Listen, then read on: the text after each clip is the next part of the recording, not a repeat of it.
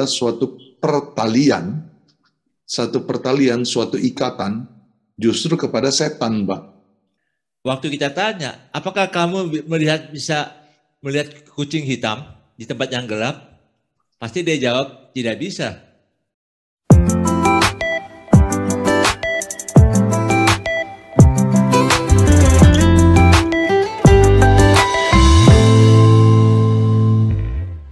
Selamat berjumpa kembali, saudara, dalam acara Redemption Issues. Firman Tuhan itu adalah berita bagi kakiku, terang bagi jalan. Nah, saudara yang dikasih, isu-isu yang sedang menghangat itu membutuhkan jawaban dari Alkitab. Dan saat ini isu yang paling hangat dalam masyarakat adalah spirit doll, boneka arwah. Ini sangat menarik untuk kita bahas bersama-sama. Karena apa yang di dalamnya itu? Apakah ada arwah orang mati? Ataukah ada membawa keberuntungan bagi orang yang memeliharanya? Atau ada sesuatu yang akan terjadi? Nah, ini yang kita akan bahas bersama-sama bersama dengan Pendeta Tommy Lengkong. Shalom Pak Tommy. Ya, sekali lagi shalom Pak Andi. Terima kasih, puji Tuhan. Puji Tuhan. Selalu sehat Pak. Amin. Ya, kita harus tetap sehat. Ini masa-masa pandemi dan yang masih belum berakhir. Ada Omikron ya. Omikron. Ya. Kita doakanlah semua dalam keadaan sehat dan baik, Pak. Betul, betul. Dan bisa dapat vaksin booster. Oh iya, sudah disampaikan Pak Jokowi gratis lagi, Pak. Wow, itu memang luar biasa itu, Pak. Luar biasa ya. Memang terima kasih kepada Bapak Presiden ya. Joko Widodo ya. Yang betul-betul mencintai rakyatnya agar tetap sehat. Betul Pak, betul, puji Tuhan. Kesehatan masyarakat adalah yang tertinggi, hukum yang tertinggi. Betul, betul. Ya, puji Tuhan. Nah, kita sedang membahas Pak tentang boneka arwah. Bagaimana menurut Pak Tommy? Silakan Pak Tommy. Iya, saya mengikuti ada apa itu di TV ya. Bagaimana khususnya selebriti itu yang memelihara atau mempunyai ya, lebih baik mempunyai boneka yang disebut dengan boneka arwah.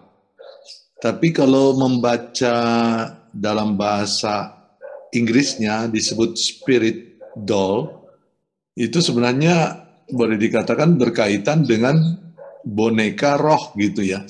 Ya. Atau mau disebut boneka yang mempunyai roh ya. Betul. Seperti begitu. Tapi dalam pikiran saya, ini adalah benda mati sebenarnya. Betul. Cuma benda mati kalau ditanyakan kepada kita, apakah itu mungkin ada bisa berdiam di dalam boneka mati ini, atau benda mati ini, yaitu boneka, ada spirit-spirit tertentu, ya, atau ada roh-roh tertentu. Nah ini yang mungkin menjadi kita perlu memikirkannya Pak, perlu kita bertanya, apa memang demikian Pak? Nah, menyangkut ini, mungkin Pak Andi sudah banyak mengikuti, bisa juga share Pak, bagaimana cerita-cerita tentang boneka arwah ini. Ada beberapa testimoni dari mereka, Pak. Ada yang meyakini bahwa arwah-arwah spirit yang ada dalam boneka itu adalah arwah bayi-bayi atau anak-anak kecil. Yeah. Yang mungkin digugurkan, yang mungkin karena mati pada waktu bayi. Nah, mereka itu yang dipelihara dalam boneka. Dan itu diyakini akan menjaga orang yang memelihara boneka itu. Begitu ya Pak. Dan akan bisa menjaga membawa ya, keberuntungan. Jadi itu juga ada faktor ekonominya gitu ya Pak ya? Ada faktor ekonominya. Tapi saya pernah membaca kan seperti di Amerika, itu ada yang sangat terkenal itu yang bonekanya disebut dengan Annabelle itu Pak. Annabelle. Yang katanya itu adalah boneka dari seorang anaknya perawat yang meninggal tahun 1970 katanya. Ya. Ya, lalu boneka ini justru bukan mendatangkan manfaat yang positif, malah pemilik boneka Annabelle ini selalu diteror ya, itu khususnya anak-anak yang punya atau pas dia menjadi pemilik daripada boneka Annabelle ini malah meneror anak-anak itu. Jadi ini efeknya tidak positif ya menurut saya. Kalau disebutkan seperti tadi Bapak katakan, ada yang membawa keuntungan, ada yang seperti ada sesuatu pengaruh dalam hidup mereka yang positif, tapi ada juga yang negatif ya. Betul. Jadi sebenarnya yang ada dalam boneka itu bukan arwah orang mati. Karena Alkitab menjelaskan gini sih Pak, orang mati, arwah orang mati bukan gentayangan lagi di bumi ini. Dulu kita ada mitos yang mengatakan gini, kalau orang mati 3 hari dia keliling dalam kamarnya atau rumahnya. 7 hari di sekitarnya, di lingkungannya. 40 hari lebih luas lagi. Nanti setelah itu menghilang. Jadi ada arwah-arwah yang gentayangan gitu sih Pak. Ya. Dalam Alkitab yang cukup menarik, dikatakan demikian Pak, kalau dalam Ayub 7, ayat 9 dan ayat 10. Ayub 7, ayat 9 dan ayat 10. Demikian bunyinya. Sebagaimana awan lenyap dan melayang hilang, demikian juga orang yang turun ke dalam dunia orang mati tidak akan muncul kembali. Iya. Ia tidak lagi kembali ke rumahnya dan tidak dikenal lagi oleh tempat tinggalnya. Jadi orang mati arwahnya langsung berada dalam dunia orang mati. Betul. Bukan yang sedang keliling-keliling atau bisa dihubungi kembali. Ya. Betul, Jadi Pak. tidak ada lagi hubungan antara orang mati dan orang yang masih hidup. Ya. Makanya yang ada dalam boneka itu bukan arwah orang mati, tapi roh jahat. Iya. Dan itulah ya Pak, makanya mungkin istilah di Indonesia kan kita memakai boneka arwah. Tapi sebenarnya seperti tadi saya katakan, kalau di dalam bahasa Inggris itu disebut spirit doll. Ya. Jadi sedikit berbeda sebenarnya dengan kalau kita mempunyai pemahaman, di Indonesia dianggap itu ada berdiam arwah dari yang seperti Bapak katakan, bayi yang meninggal, bayi yang digugurkan, atau juga yang seperti tadi saya katakan, ada satu kepercayaan yang seperti boneka Annabelle itu, bahwa anak yang meninggal itu, rohnya itu diam di dalam bonekanya gitu, sehingga meneror orang lain. Sebenarnya yang meneror itu, yang dipastikan seperti Bapak katakan, itu adalah sebenarnya si iblis, setan yang meneror ya, bukan arwah ya. Nah seperti begitu, itu jadi kita mungkin meluruskan dulu Pak pemahamannya, bahwa ini boneka ini berisi spirit, dan spirit itu adalah spirit yang tidak berasal dari Tuhan sebenarnya. Ya. Jadi itu yang bahasa dari pemahaman Kristen disebut sebagai bagian daripada okultisme ya Pak ya. Betul. Bagian daripada ilmu kuasa gelap. Yang yang dipraktekkan dalam kehidupan orang-orang tertentu. Nah, kalau kita membahas Pak masalah ini, sebenarnya menurut saya ini orang yang mungkin, ya mungkin ini orang yang memelihara ini kurang mengerti tentang suatu efek dalam kehidupan mereka, tentang pengaruh-pengaruh okultisme Pak dalam hidup mereka.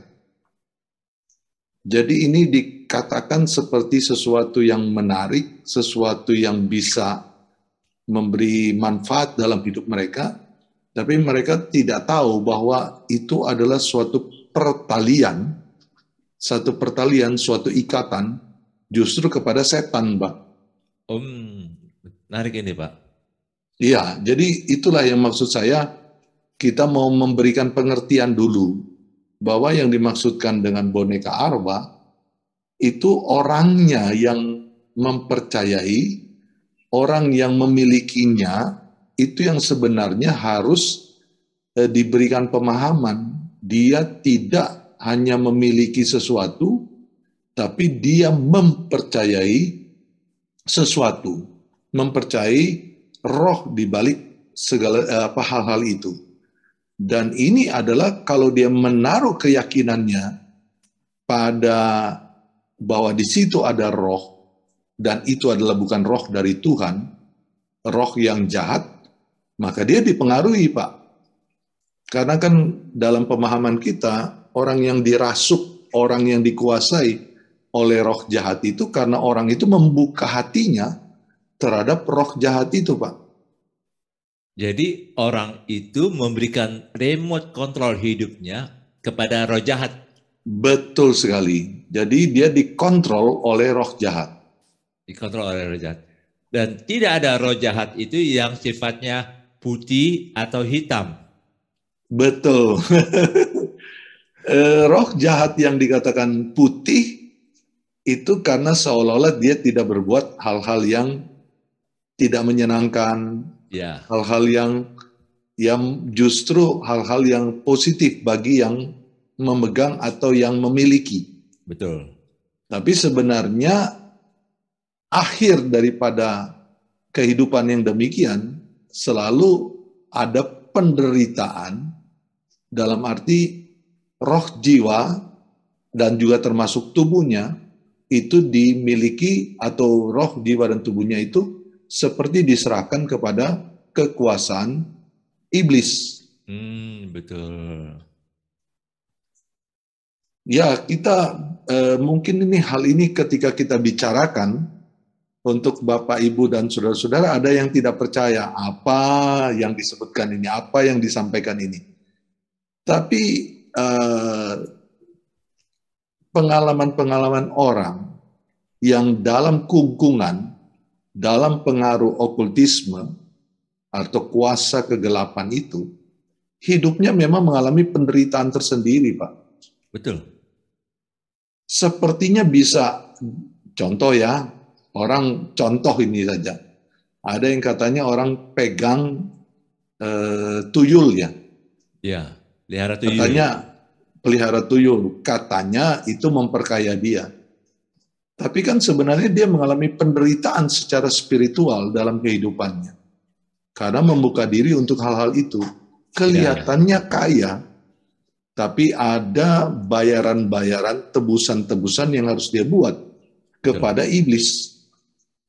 Dan itu tetap menjadi beban dalam hidupnya.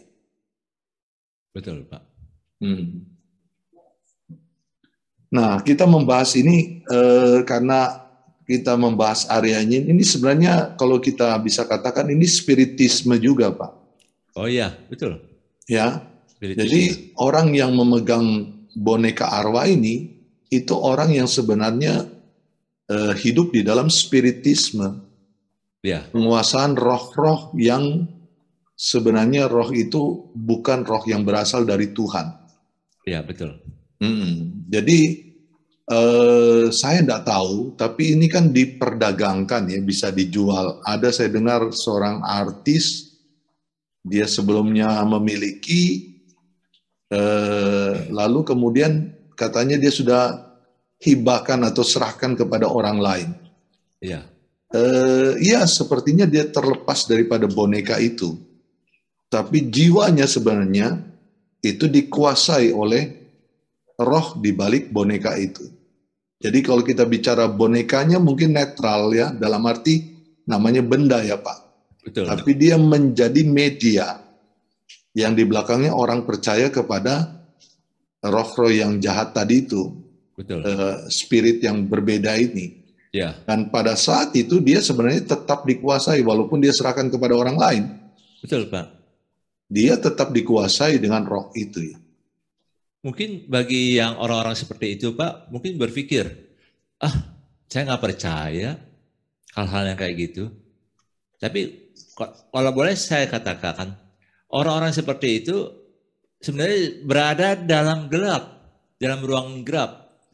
Waktu kita tanya, apakah kamu bisa melihat kucing hitam di tempat yang gelap?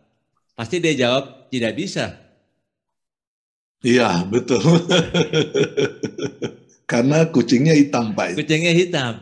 Tapi kalau kita berada di ruangan yang terang, kita pasti lihat ada kucing hitam. Itu, betul Pak. Jadi hanya orang yang hidup di dalam terang, itu yang dapat membedakan ya Pak. Betul Pak. Jadi kalau dia bilang, dia nggak percaya hal-hal yang kayak gitu. Sekarang saya pakai logika. Ya sebenarnya ya karena dia berada dalam tempat yang gelap. Dan sebenarnya tanpa sadar ya, orang yang tidak percaya itu justru yang paling mudah untuk dikuasai Pak. Betul. Karena kan dia tidak percaya. Betul. Dan itu tidak ada satu deteksi dalam hidupnya, dalam dirinya yang dia tahu ini tidak berkenan di hadapan Tuhan. Betul Pak. Dia dikuasai akhirnya kan. Betul. Dan kalau kita kembali kepada di Alkitab Pak, orang yang dikuasai oleh roh jahat, yaitu Raja Saul. Betul. Dia berhubungan dengan arwah orang mati. Dia coba panggil roh Samuel. Nampaknya itu Samuel. Tapi sebenarnya itu kan roh jahat yang menyerupai Samuel. Iya, betul Pak. Jadi gini Pak, seharusnya kita pahami bahwa sebenarnya yang di dalam pengertian kekristenan, kita itu tidak mengenal arwah Pak. Betul. Ya, walaupun itu menjadi suatu istilah. Ya. Alkitab pun menggunakan ada istilah tentang pemanggil arwah seperti yang tadi Bapak katakan kaitannya dengan Saul. Ya. Dia datang kepada wanita atau perempuan di Endor dalam 1 Samuel pasal 28 dan wanita ini adalah pemanggil arwah kan. Betul. Lalu kemudian ternyata wanita ini bisa menghadirkan apa yang disebut sebagai Samuel, rohnya Samuel. Ya. Padahal Samuel sudah meninggal pada waktu itu. Betul. Nah, kelihatannya sih sesuatu kenormalan karena Samuel waktu dipanggil dalam tanda petik ya ini, bukan saya katakan itu benar-benar kehadiran daripada roh Samuel, tapi seperti yang dipanggil itu justru bisa bercakap-cakap dengan Saul. Ya, seolah-olah seperti rohnya atau seperti Samuelnya, karena kan mengatakan bahwa Saul itu sudah meninggalkan Tuhan, maka Tuhan juga Tuhan sudah meninggalkan Saul, maka Saul akan seperti itu sampai termasuk nubuatan tentang hidupnya Saul nanti akan mati kan dengan keluarganya, dengan anak-anaknya. Betul. Itu digambarkan sepertinya nyata, itu seperti Samuel yang berbicara. Tapi kita ketahui seperti yang Bapak katakan, kalau bisa seperti Saul memanggil atau memakai pemanggil roh, maka sebenarnya di dalam Alkitab jelas itu menentang Taurat. Betul. Karena dalam hukum Taurat kan jelas Pak. Banyak sekali mengatakan, misalnya Imamat 19 ayat 31, janganlah kamu berpaling kepada arwah atau roh-roh peramal, janganlah kamu mencari mereka dan dengan demikian menjadi najis karena mereka, akulah Tuhan Allahmu. Jadi kepada arwah itu tidak mungkin sebenarnya terjadi, tetapi khusus menyangkut dengan Saul dengan wanita Endors memanggil Samuel, ini tipuan daripada si jahat, si iblis. Si iblis, betul Pak. Menipu Saul gitu ya. Dan Tuhan dalam tanda petik ya, memakai hal itu untuk menguatkan tentang Saul itu ditolak oleh Tuhan. Betul. Dan menguatkan juga bahwa Saul itu memang akan juga binasa ya. Karena perlawanan atau pemberontakan dia terhadap Tuhan. Jadi itulah keyakinan Saul dikuatkan untuk mencelakakan dia, Pak. Betul, betul. Makanya orang-orang yang berusaha menghubungi orang-orang mati, itu sebenarnya dia sudah jauh dari Tuhan. Dia sudah tinggalkan Tuhan. Dan dia akhirnya mencari kebutuhan yang paling dasar dalam dirinya adalah berhubungan dengan roh orang mati. Ya. Dan inilah praktek-praktek klinik, Pak. Praktek-praktek spiritisme. Betul. Kita alami sekarang juga ada orang-orang yang demikian. Betul. Nah, seperti Bapak tadi katakan, yang dikutip daripada Ayub pasal yang ke-7 tadi, ya, bahwa orang mati itu tidak ada hubungan lagi dengan orang yang hidup. Betul.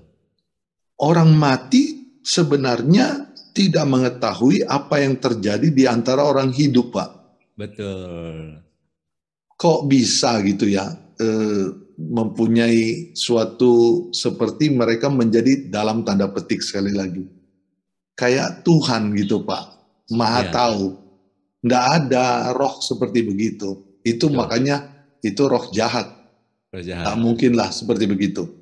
Nah, saya Pak, melanjutkan apa yang Bapak sampaikan. Sebenarnya kalau orang mati itu di mana mereka kan, Pak? Nah, itu dia, Pak. Menarik ini, Pak. Kalau kita pahami dalam Alkitab, orang mati itu yang sekarang ya meninggal, itu istilahnya berada yang apa saya bisa sebutkan itu yang disebut dengan intermediate state. Satu tempat intermediate di antara. Bahwa nanti kita kan menunggu kebangkitan tubuh kalau kita meninggal. Ya. Nanti menunggu kebangkitan tubuh. Dan dalam masa sebelum kebangkitan tubuh, karena kebangkitan tubuh itu kan terjadi waktu Kristus Yesus datang. Ya. Dalam masa ini, orang itu ditempatkan di intermediate state. Nah, contoh di dalam Alkitab itu disebut seperti ada pangkuan Abraham. Betul. Ada Firdaus waktu Tuhan Yesus dengan penjahat yang di kayu salib.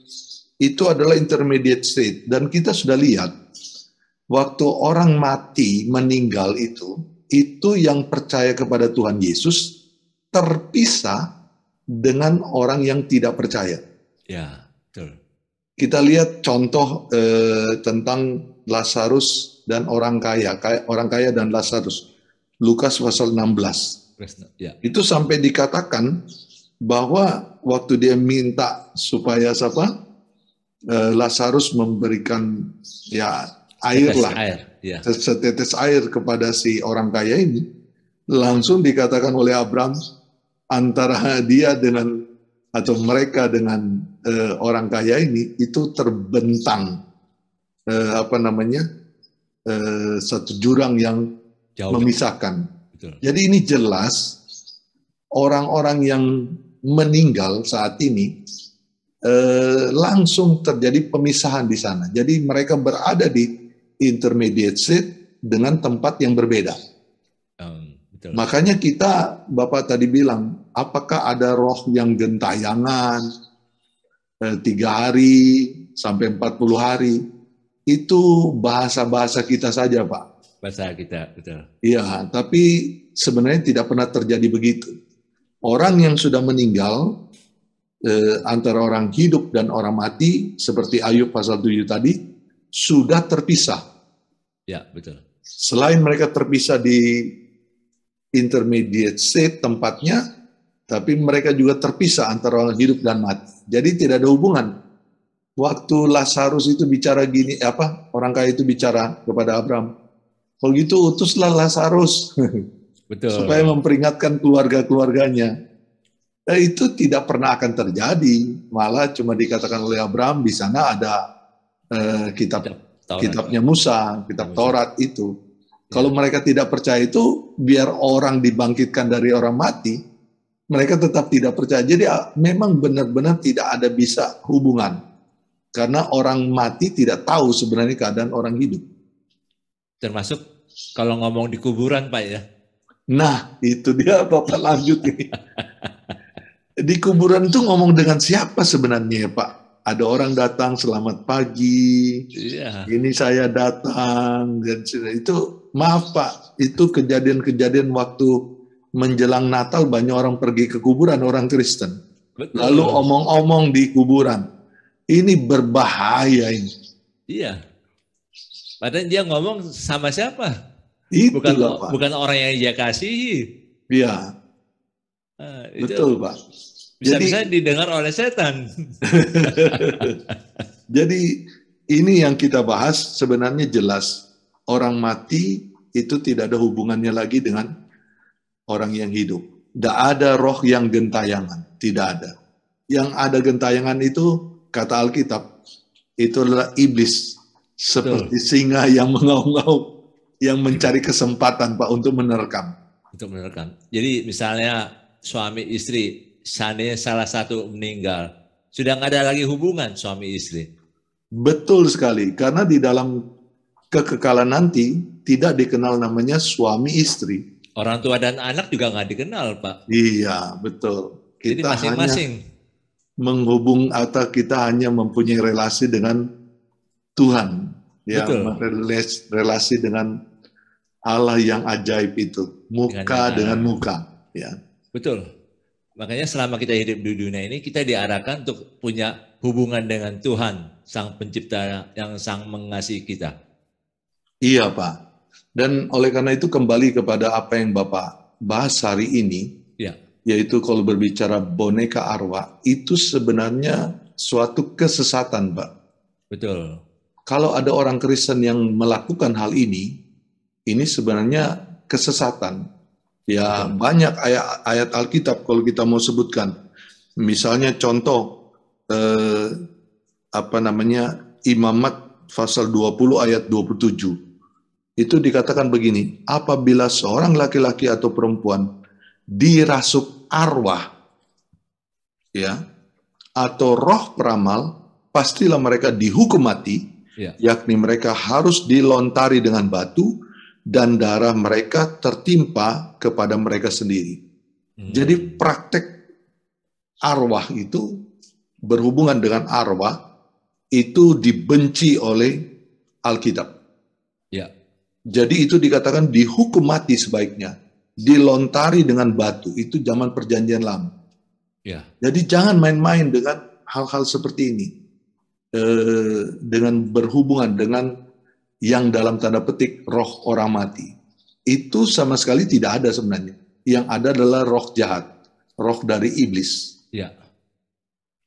Jadi kita jangan berhubungan dengan roh-roh jahat itu, yang walaupun diyakini itu sebenarnya arwah orang mati. Jadi kita harus betul-betul jangan terikat.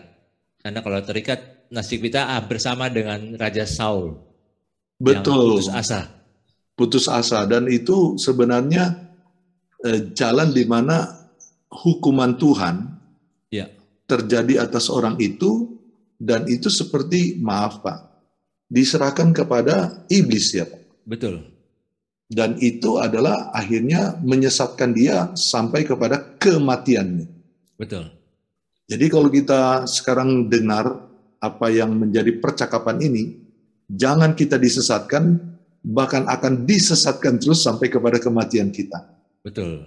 Berarti kita tidak mengalami apa yang di dalam keselamatan yang kekal. Hari ini harus ada suatu pemikiran kita kembali bahwa itu adalah kesesatan. Maka datanglah kepada Tuhan Yesus, ya Pak. Seperti betul. Begitu ya Pak. Ya, saudara, inilah kesimpulan dari pembahasan kita tentang spirit doll, boneka arwah. Janganlah kita mengikatkan diri kita dengan roh-roh jahat ini, melalui arwah-arwah mati, karena orang mati itu tidak ada hubungan dengan kita yang masih hidup. Benar. Dan mari kita bebaskan diri kita. Kita jangan mau diikat atau mau menyerahkan kontrol, remote kontrol kepada roh jahat itu yang menghancurkan hidup kita. Kita kembali kepada Tuhan. Karena Dia yang mati di kayu salib dan bangkit pada hari ketiga. Itu yang mengasihi kita. Dia memberikan hidupnya untuk kita supaya hidup kita menjadi hidup yang kekal, memiliki hidup yang kekal. Ya, demikianlah Pak Tommy. Terima kasih Pak Tommy untuk penjelasannya. Terima kasih Pak Andi, pembahasan yang menarik. Terima kasih Pak. Kita akan ketemu lagi dengan episode dengan topik-topik yang lebih menarik lagi nih Pak Tommy. Ya. Sama-sama Pak, terima kasih. Tuhan Yesus berkati. Firman Tuhan itu adalah pelita bagi kakiku dan terang bagi jalanku. Amin. Tuhan Yesus berkati. Tuhan berkati. Terima kasih. Terima kasih.